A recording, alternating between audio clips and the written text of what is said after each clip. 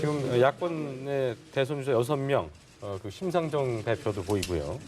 오늘 비상시국 전체 회의를 열고 있는데 12시부터입니다. 이제 12시가 지났죠. 국회의원회관에서 최순실 국정농단 사건에 따른 전국 수습 방안들을 논의하기 위해서 야권 잠룡들과 또 정의당 심상정 대표도 그렇고 또 만남을 좀 가졌습니다. 박원순 시장도 모습도 보이고요. 예. 네. 안철수 전 국민의힘 대표도 보이고 야권의 이른바 잠룡들이 정말 한자리에 모인 모습인데요. 네. 오늘 검찰 수사 중간 결과 발표로 또 어떤 이야기가 오갈지 또 주목이 가는 부분입니다. 그렇습니다. 자, 뭐 얘기를 나온 김에 이제 그 화면 나온 부분부터 설명해 보자면 비상시국회 이게 상당히 좀 애초에는 상당히 좀 배가 사들어가지 않겠느냐 이런 비판도 있었습니다. 그런데 오늘 검찰 수사 결과를 발표했기 때문에 어떤 얘기가 좀 얘기가 집중되지 않겠습니까? 그러니까 오늘 모임의 배경을 보면 안철수 전 대표가 제의해서 마련된 건데 이제 야권의 대선 주자가 다 모였는데 손학규 전 대표는 참석을 안 하죠. 네. 그런데 이제 오늘 모인 거는 어저께 촛불 민심 4차 촛불 민심에 모아진 그런 뜻을 확인을 하면서 또 오늘 이제 대통령의 이 부분, 오늘 이제 최순실 기소한 거 관련해서 대통령의 혐의 부분이 어떻게 명시되느냐 이거에 따른 향후 대책을 논의한 건데 그동안은 이제 박 대통령 퇴진이라는 데서는 목소리가 같았지만 구체적인 방법론은 다 강원으로 여러 가지 갈리지 않았습니까? 탄핵을 하자는 사람도 있고 그래서 오늘은 그러한 구체적인 로드맵, 퇴진이라는 공동 목표에서 구체적인 로드맵을 논의하는 자리인데 과연 그러한들의 입장 차이를 극복하고 하나의 목소리를 과연 낼 수 있느냐. 그게 이제 야권에게는 지금 대안을 내라는 거 아닙니까? 그래서 그런 데서 그 대안이 나올지 주목이 됩니다. 알겠습니다. 자, 김부겸 의원의 발언을 좀 들어보겠습니다. 함께 들어보시죠. 6월 항쟁 때부터 더 많은 시민들이 모이셨고 또 다양한 세대의 다양한 시민들이 오셔서 정말 많은 이야기를 해주셨습니다. 이 시기에 정말 책임지는 정치인이라는 게 뭐라는 건가, 특히 또 국가의 녹을 받고 있는 국회의원이 아무 대안도 내지 못하는 데 대한 질책도 많았습니다. 특히 이달에 들어서 계속된 시민들의 당당한 목소리에 대해서 정치인들이 무엇을 해야 하나 자문자답을 할 때 여러 가지로 두렵고 부끄러웠습니다. 저는 그분들의 목소리 중에서 이제 당신들이 뭔가 국정 안정을 생각한다면 길을 제시하라. 이러이러한 방식으로 이 난국을 수습하자라는 그런 목소리들이 제일 아팠습니다.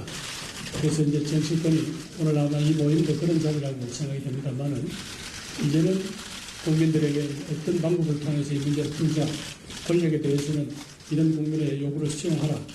그리고 어떤 형태든지 수습의 방안과 길을 제시함으로써 국가의 안정을 우선 걱정하는 그런 자리여야 한다고 생각합니다.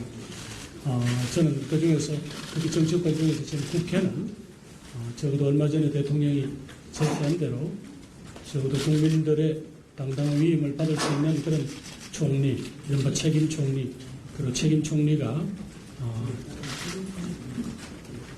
운영을 하는 그런 내각, 거국내각들이 빨리 자리를 잡아야 국민들이 그나마 이 위기 상황에서 안정된 국가의 미래를 꿈꿀 수 있지 않겠나. 그러고도 그 내각이 지금 시급한 지지규명이라든가 또 안정적인 정치 일정 관리라든가 이런 부분들이 이루어져야 될 것이다. 그렇게 생각합니다. 또 오늘 검찰 발표를 보니까 사실상 대통령에 대한 정치적 책임, 이른바 탄핵을 물을 수밖에 없는 그런 상황인 것 같습니다. 그 대통령과 총리가 이 국민의 민심을 수습할 수 있는 그럴 역량이 있으리라고 보기는 어렵습니다. 따라서 국회가 하루빨리 여야를 넘어서서 국정수습의 방안으로서 책임 총리 문제를 결론을 내고 그 책임 총리가 불안한 국민들에게 수습의 길, 또 다음 대한민국이 나가야 될 길에 대해서 밝혀주는 그런 방안이 되었으면 좋겠다 하는 생각으로 이 자리에 나왔습니다. 네, 이상입니다. 네, 김부겸 의원님 수고하셨습니다. 다음은 두 번째 모두 나간 순서로 김재인 전 대표님의 말씀을 모시겠습니다. 예, 저는 어제 부산의 촛불 집회에 참여했습니다. 87년 6월 항쟁 이후로 최초로 10만 명이 넘는 그런 엄청난 인파가 모였습니다. 어제는 부산뿐만 아니라 대구, 광주, 대전, 울산 비롯해서 전국에서 촛불 집회가 열렸고 수백만 국민들이 촛불을 들었습니다. 박근혜 대통령은 버티면서 시간을 끌면 촛불이 갈수록 사그러들 것으로 그렇게 기대하고 있는지 모르지만 지금 촛불은 오히려 갈수록 뜨거워지고 또 전국적으로 확산되고 있는 그런 양상입니다. 정말 많은 인들이 참여하는 그런 대규모 집회 시위인데도 불구하고 또 바닥에 엄청난 분노가 깔려 있음에도 불구하고 끝까지 평화적으로 질서 있게 그렇게 성숙한 집회와 시위를 해주고 계시는 국민들께 다시 한번 깊은 존경과 감사의 말씀을 드리고 싶습니다. 이제 박근혜 대통령이 결단할 때입니다. 지금 촛불 집회가 몇 주째 계속되고 있기 때문에 국민들 고생이 말이 아닙니다. 그리고 국민들의 분노와 불안, 걱정이 갈수록 커져가고 있습니다. 이제는 대통령이 국민들을 더 고생시키지 않아야 합니다. 국민들이 불안과 걱정을 그만할 수 있도록 그렇게 결단을 내려야 합니다. 오늘 검찰 발표를 보더라도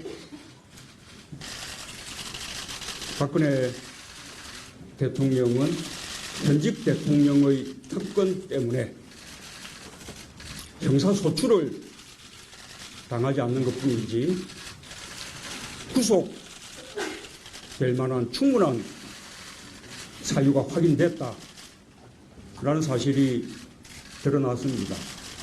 현직 대통령이 현직 검찰에 의해서 구속 사유가 충분한 범죄 사실이 확인됐다는 것 정말로 부끄러운 일입니다.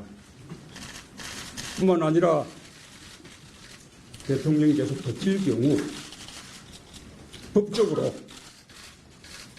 탄핵 사유도 충분하다라는 사실도 확인됐습니다. 그런 만큼 대통령은 이제 스스로 결단해야 합니다. 스스로 결단해서 먼저 퇴진을 선언하고 이후에 질서 있게 퇴진할 수 있는 방안을 국회와 협의하기 바랍니다. 지금이라도 대통령이 그런 결단을 내려준다면 대통령이 명예롭게 퇴진할 수 있도록 협력하겠습니다. 뿐만 아니라 퇴진 후에도 대통령의 명예가 지켜질 수 있도록 최대한 노력을 하겠다는 말씀을 드립니다. 오늘 이 모임은 우리 야하 3당의 대표성을 충분히 가진 그런 모임이라고는 할 수 없을 것입니다. 그러나 국민들로부터 지지받는 그런 정치인의 위치에 있기 때문에 함께 모여서 함께 방안을 모색해보자 라는 취지로 그렇게 모임이 이루어졌고 저도 같은 마음으로 참여를 했습니다.